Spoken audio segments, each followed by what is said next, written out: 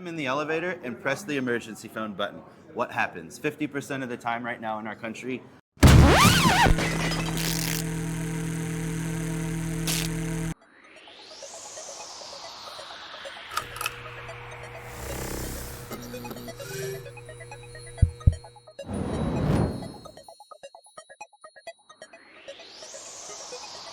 All right, everyone, welcome live to this episode of the Cyber Confidential podcast, brought to you by the Managed Service Provider Association of America. We're here live at the Channel Partners Expo in Las Vegas, Nevada. I'm your host, Mike. I'm here with Kyle Orsburn from Kings 3 Emergency Communications. Kyle, great to have you on the show. Yeah, thanks, man. Likewise. All right, give us the scoop. What's Kings 3? So Kings 3 Emergency Communications, all we do is just that, emergency two-way communications, primarily for elevators around the country, but also places like public pools, fitness centers, parking garages, campuses, things like that. Yeah, you gave me your fun little card for my cheat notes. So walk us through everywhere again. What is the emergency communication we're talking about, and who needs it?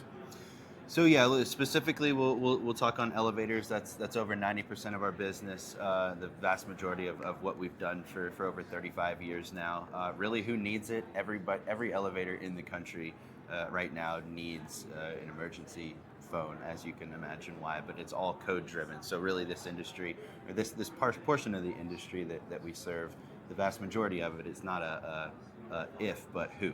You know, it's not if you need it, but you do need it. Who are you consuming it from? And it meaning, there's a phone in the elevator cab, there's the dial tone that serves it, and then there's the person, hopefully, there's the person on the other side doing the monitoring and the emergency dispatch. Right, okay, so this is a building code requirement. Any Correct. commercial property that has an elevator needs the emergency phone line, so if the elevator stops elevating, the people stuck inside can call someone. That's what we're talking about. Correct. Okay. You're at the MSP conference here. What's the positioning that you have with MSPs? How do you work in tandem? Yeah, so we've been working in this channel, we'll say, the MSP channel, the technology channel, for quite some time, but really we've put a focus on it for the past 5 years or so. And what that means is, the MSP or the VoIP installer or the technology consultant or agent, whatever you are, if you're controlling your customer's technology decision making, you're the partner that we work with, because it takes in most states a licensed elevator technician to even get behind the panel. So right. Okay, so that's the kind of conversation you want to have with MSPs. Their clients inevitably will have an elevator or the fitness center or the pool that needs emergency phone line. Correct. And if the MSP wanted to deliver it, they'd need a special phone service. Like, this isn't their regular VoIP services that they're delivering. Plus, correct. They need the elevator technician to be certified to do the maintenance. That's correct. Okay. Yes. Yep. So the majority of customers out there, if they don't work with Kings 3, they've got we'll say a piecemeal solution for their elevator phone. We'll just stick on an elevators for this topic. And again, that's the phone hardware. The hardware in the elevator cab, the speaker and the microphone, that's something that always has, and outside of Kings 3 always probably will be, handled by, managed by, touched by the elevator service company, because they have to be licensed techs to touch it. We manufacture our phones as well, and we employ licensed technicians, so we do have the edge there. We come in and we replace it with our own manufactured in America phone. We place it in there, we rip and replace everything. So we manage the full turnkey solution rather than just pieces of it. Mm-hmm. And what's your positioning with the MSP? Like, you're giving them the opportunity to deliver this service to the client without needing the technicians. That's the main. Correct. Yeah, it's just a referral program. So the hundreds of MSPs that we work with, similar to the elevator companies, we work with hundreds of local elevator service companies that just don't want that business anymore. But the MSP script is a bit different. You all are all out there replacing POTS lines. You're replacing copper. All elevator phones have ever, and fire alarms, which we don't do, but all elevator phones ever have been served by a copper POTS line.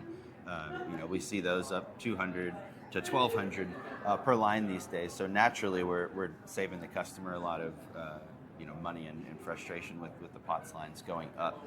But on the MSP, we come in and we manage that the whole package for them. So that POTS line, rather than cutting it and hoping that something comes in, or cutting it and putting just the POTS in a box or something there, we come and we do the whole solution for them. All right, acronym alert. You're talking about POTS, P-O-T-S, Yeah. all caps. What's that stand for? Plain old telephone system. Why do you call it that? Like, why not just phone? It's not me, it's you all. And why do people call it plain old telephone service? Compared to what?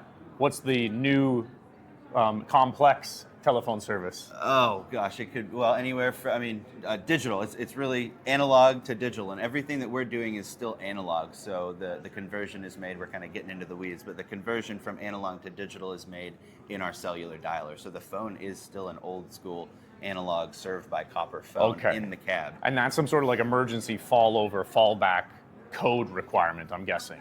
So it can't be a VoIP phone. I'm guessing that's VoIP. If you want to, we should certainly talk VoIP. Stop by our booth, but VoIP is vastly far from code compliant out of the box. Okay. And we can dive into the weeds, for hours if you come by and talk to us. But long story short, you do not want your emergency phone, if at all possible, serviced by a VoIP line, especially in the elevator. All right.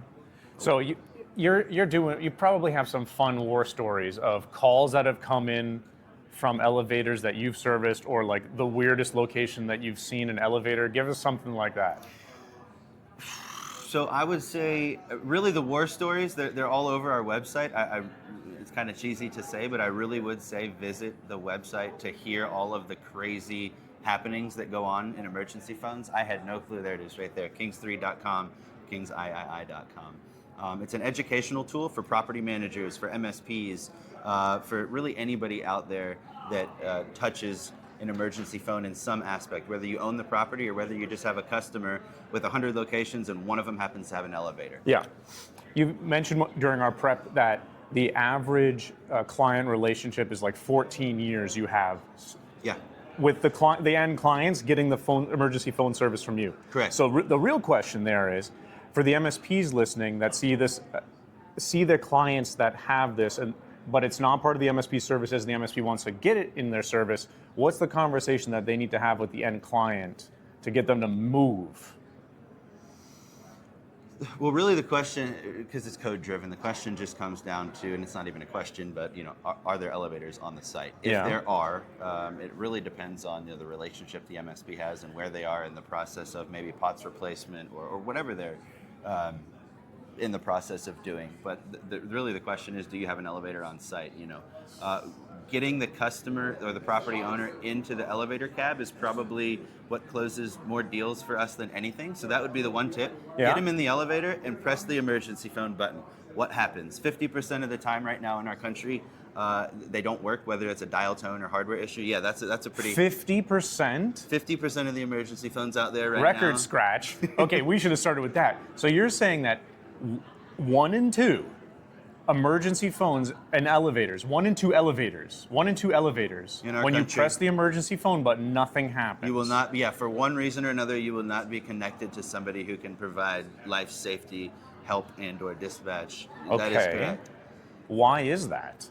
Well, it could be the phone hardware itself. The speaker could be out. The microphone could be out. The dial tone could have been forgotten about. We get partners I work with new partners every week, and sometimes existing partners that just made a big mistake, and we come save the day.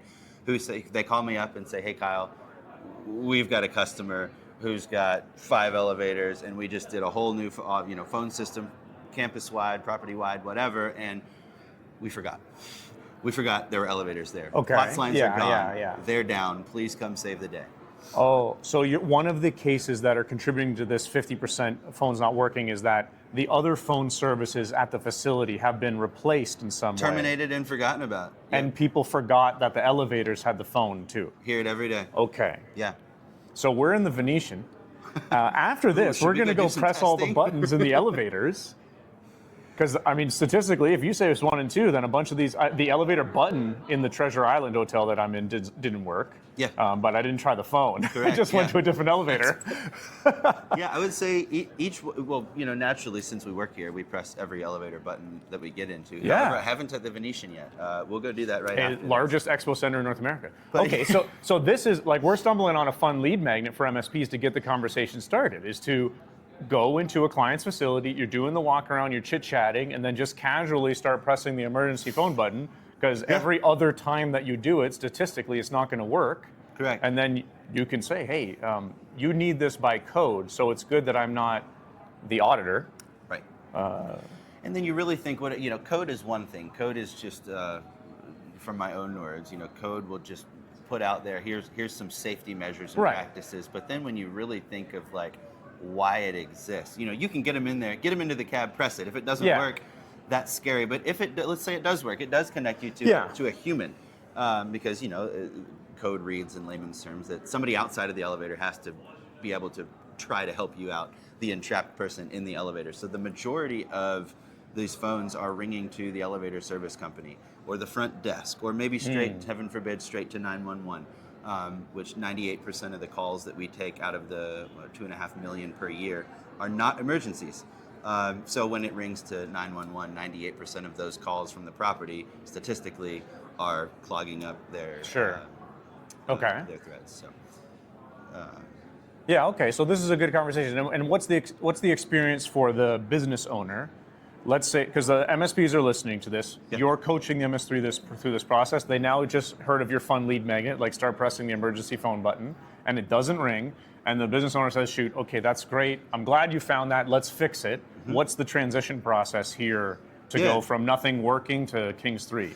Super simple. So our channel is referral based. So all of my partners, they just either text me or log into the portal that John sets up for them. Very, very simple. It's all referral based. We transact with the customer, so there's no... Okay, you working directly with the customer. Correct. It's not a white labeled service type thing. Yep. Okay. No white labeling whatsoever. We work directly with 100% of the customers. And is that to maintain like this sort of emergency conduit? Because a lot of MSPs like the rebranding option. Correct. Yep, we're in the emergency life safety business. So we work and transact directly. Whenever the property updates their contacts, because we have a custom emergency call list if anything ever happens. Because I guess practically you don't want the MSP to be called in the emergency, because that's another delay in providing the emergency service. Correct. Now, depending on the MSP's relationship and level of involvement with their customer, they often will be maybe number 2 or 3 or 4 down that emergency custom call list that if something takes place, first we dispatch police or fire or EMS, and then we call the property manager, and then we call down that list of who the property wants us to contact. And the MSP very well may be on that list depending on their relationship. Mm-hmm. What's your motivation to come to the Channel Partners Expo? To see a lot of existing partners, just to break bread and hang out with you all, but then also to onboard any new partners that we can help bring value to you all and your end customers, because really all we do is we help save lives, we help mitigate risk and liability. That's really the business that we're in when it comes down to it. We do very few things and we do them very well. And I see this as an empowering pitch to the MSP to try and provide a more comprehensive value to their business clients.